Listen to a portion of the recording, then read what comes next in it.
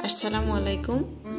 আমি ইলাস্ট্রেটর এবং ফটোশপ দিয়ে বিভিন্ন রকম কাজ করি। শিক্ষার্থীদেরকে ক্লাসে আরও আকৃষ্ট করার জন্য আমার ক্লাসটার জন্য অপেক্ষা করে শিক্ষার্থীরা আমাকে সবসময় বলে, ম্যাডাম ক্লাসে চলেন, ব্যবহারিক ক্লাস করব। সেই কারণে আমি আমার ব্যবহারিক কিছু ক্লাস দুইটা টিচার্স ডের আমি ভিডিও করলাম।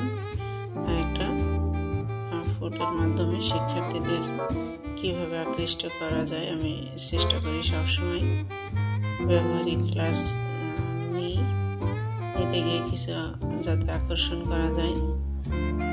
সেই কারণে আমি এই ক্লাসগুলো একটু ভিডিও করি এবং অন্য সময় অন্য ক্লাস আমি দেখানোর চেষ্টা করি এবং সবসময় শিক্ষার্থীরা আনন্দমুখর পরিবেশে শিখতে চাই এবং আমি সেটাই করে থাকি।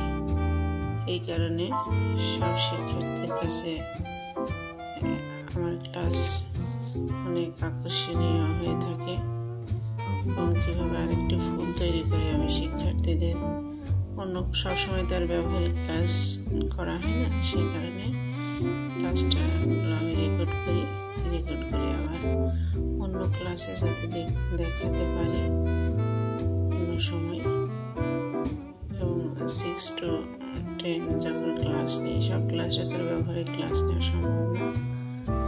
এটা যখন আমি কোনো প্রজেক্টরে ক্লাস নিই, প্রজেক্টরে তখন শর্টকাটে দেখানো যায় এবং অল্প সময়ের ভিতরে অনেক বড় ক্লাস দেখানো সম্ভব হয় যদি ব্যবহারিক ক্লাসটা রেকর্ড করে রাখা হয়।